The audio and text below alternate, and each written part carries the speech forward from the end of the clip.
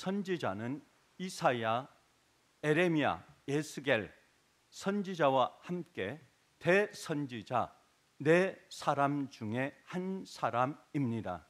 오늘 읽은 본문 다니엘서 1장은 어릴 때부터 다니엘이 하나님만 섬기는, 하나님께 온전히 몸을 들이면서 그의 어린 시절부터 하나님 앞에 담대한 믿음으로 삶을 살아온 유다 소년 다니엘과 세 소년에 대한 말씀을 1장에서 우리는 읽어볼 수 있습니다. 1절 말씀에 유다 왕 여호야김이 다스린 지 3년이 되는 해에 바벨론 왕 느부갓네살이 예루살렘 성을 에워쌌더니, 여호야김은 유다 왕입니다. 이때 활동한 선지자는 에레미야였습니다.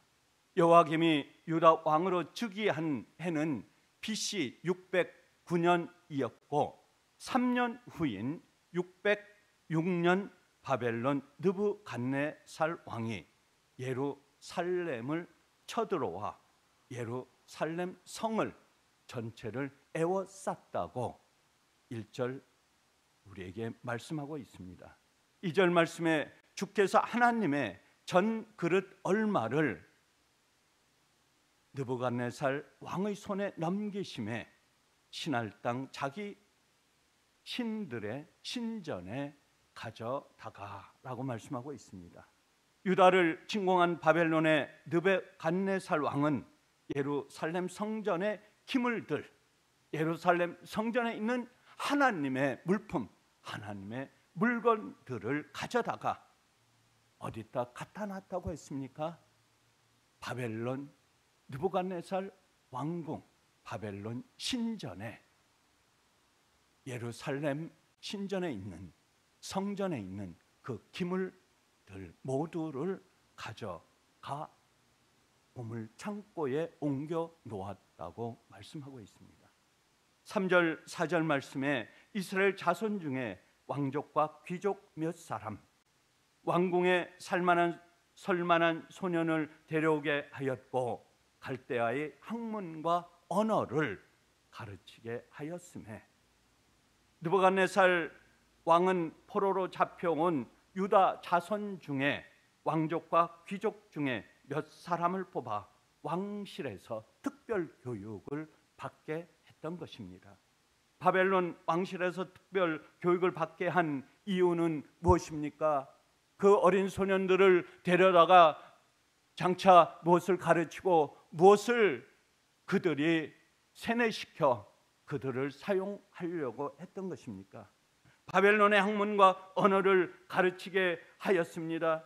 바벨론과 언어를 가르치게 하는 특별한 이유는 느부갓네살 왕의 통치를 강화하고 바벨론 제국을 영구히 그들의 제국으로 만들어 온 세계를 통치하려고 하는 목적을 그들 어린 소년들에게, 포로로 잡혀온 그 어린 아이들에게 가르치려고 했던 것입니다. 5절 말씀에 그들에게 왕의 음식과 왕이 마시는 포도주에서 날마다 쓸 것을 주어 3년을 기르게 하였으니, 왕이 먹는 진미와 왕이 먹는 진수성찬과 포도주를 3년 동안 먹고 마시게 하려고 하는 계획이었습니다. 포로로 잡혀온 유다의 소년들은 왕실에 가둬놓고 느부갓네살 왕이 먹는 음식과 포도주를 마시게 한 이유는 과연 무엇입니까? 그 어린 소년들을 그들이 세뇌하면서 거기에서 먹고 마시게 하면서 그 왕궁에서 궁궐에서 놀게 하면서 그들을 가르치고 세뇌한 이유는 무엇입니까? 그것은 바로 선민 유다 백성이 섬기는 유일신 하나님의 생각과 사상을 통째로 없애고 지워버리기 위한 계략이었습니다. 그들이 그것을 없애야만 그 어린 소년들 유능하고 훌륭한 유다 백성의 똑똑한 소년들을 데려다가 그들에게 바벨론의 교육 왕의 음식을 먹으면서 모든 어린 생명들을 세뇌시켜서 그들의 통째로 사상과 이념과 생각을 바꾸고 결국은 바벨론 지식과 바벨론 학문을 가르쳐 그들이 영구히 집권하는 느부갓네살 왕의 종들로 만들려고 했던 계획이었던 것입니다. 6절 7절에 유다 자손 곧 다니엘과 하나냐와 미사엘과 아사랴가 있었더니 이름을 고쳐 다니엘은 벨드사살이라 하고 하나냐는 사드락이라 하고 미사엘은 메삭이라 하고 아사랴는 아벳느고라 하였더라.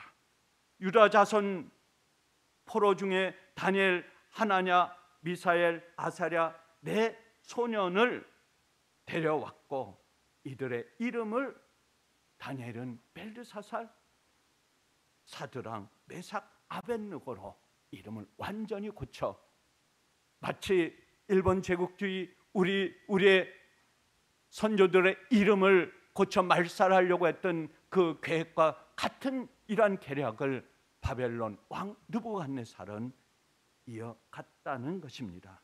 느부갓네살 왕이 이름까지 고쳐준 이유는 무엇입니까? 언약 백성인 유다의 이름까지 바꾼 것은 여러분은 유다 소년들이 아니고 이제 바벨론 나라에 소속된 사람이라는 확신을 주기 위해서입니다.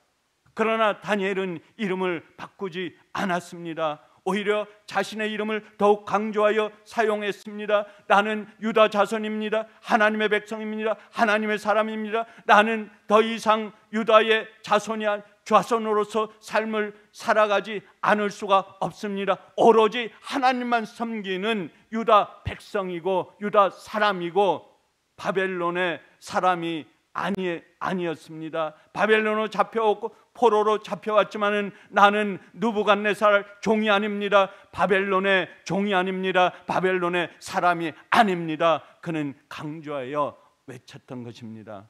8절 말씀에 다니엘은 뜻을 정하여 왕의 음식과 포도주로 더럽히지 아니하리라. 노예로 끌려간 다니엘은 느부갓네살 왕 앞에서가 아니라 하나님 앞에서 뜻을 정한 소년이었습니다. 오로지 하나님 앞에서 오로지 하나님만이 나의 주인이요 나의 책임질 수 있는 분이고 하나님만이 나의 유일한 소유권이라고 하는 것을 다니엘은 강조했던 것입니다. 다니엘이 하나님 앞에서 뜻을 정한 내용이 무엇입니까? 왕이 주는 진수성찬의 음식을 먹지 않겠다는 다짐입니다. 또 하나는 몸을 더럽히는 포도주를 먹지 않겠다는 것입니다. 포도주를 취합니다. 취해서 뇌를 혼동하게 하면서 몸을 망치면서 그들을 바벨론의 노예로 왕의 종으로 삼으려고 하면서 그의 계획에 다니엘은 넘어가지 않았다고 하는 것입니다. 왜 다니엘은 왕이 주는 진미의 음식과 포도주를 자기 몸을 더럽히고 부정한 음식으로 생각했던 것입니까? 느부갓네살 왕이 먹는 음식은 바벨론의 신전 우상들에게 제사로 드려진 음식이었기 때문입니다. 그 음식은 먹을 수가 없는 것입니다. 바벨론 신전에 왕이 그 제물들을 드려 우상을 섬기는 그 음식들을 다니엘과 세 어린 친구들 앞에 내놓으면서 이것을 먹으라고 하면 그것은 바로 그들의 종이여 세뇌인 것이고 그 우상을 섬기는 어린 아이들로 전략해 버리기 때문입니다. 그렇기 때문에 그것을 안 다니엘은 완강히 거부했습니다. 먹을 수가 없습니다. 그 제사 음식을 신전에 바쳐진 그 더러운 음식을 포로로 잡혀간 이 다니엘과 사드락 메삭 아벳느고 네 사람은 어린 소녀들은 먹을 수가 없었던 것입니다. 왜냐하면 그것을 먹은 후에는 그들의 몸과 마음 모든 것들이 우상으로 바뀌어지고 그들의 노예로 삶을 살 수밖에 없기 때문입니다. 9절 10절 말씀에 하나님이 환관장에게 은혜와 긍휼을 환관장이 다니엘에게 이르되 너희 때문에 내 머리가 왕 앞에서 위태롭게 되리라. 하나님은 느부갓네살 왕의 신하인 궁궐을 총괄하는 환관장에게 은혜와 긍휼을 베푸셨습니다. 그러나 하나님을 믿지 않는 환관장은 하나님의 은혜와 긍휼을 멸시했습니다. 저버렸습니다. 그럼에도 불구하고 하나님은 그에게 계속 은혜를 베풀기를 원했던 것입니다.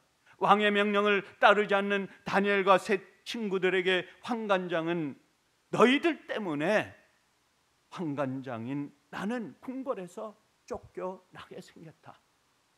내 말 한마디만 들어달라.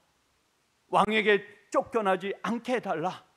환관장은 다니엘과 세 친구들에게 한 번만 내 얘기를 들어달라고 간구하고 간구했던 것입니다.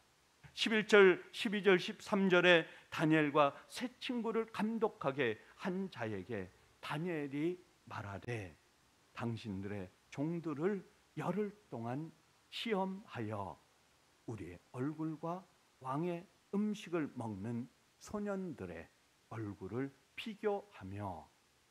하나님의 귀한 소년 다니엘은 자신과 친구들을 감독하는 감독관에게 한 가지 제안을 합니다. 열흘 동안 시험하여 보아서 당신이 보는 대로 행하소서. 다니엘은 우리와 왕의 음식을 먹는 소년들의 얼굴을 비교하여 보라고 강권했습니다.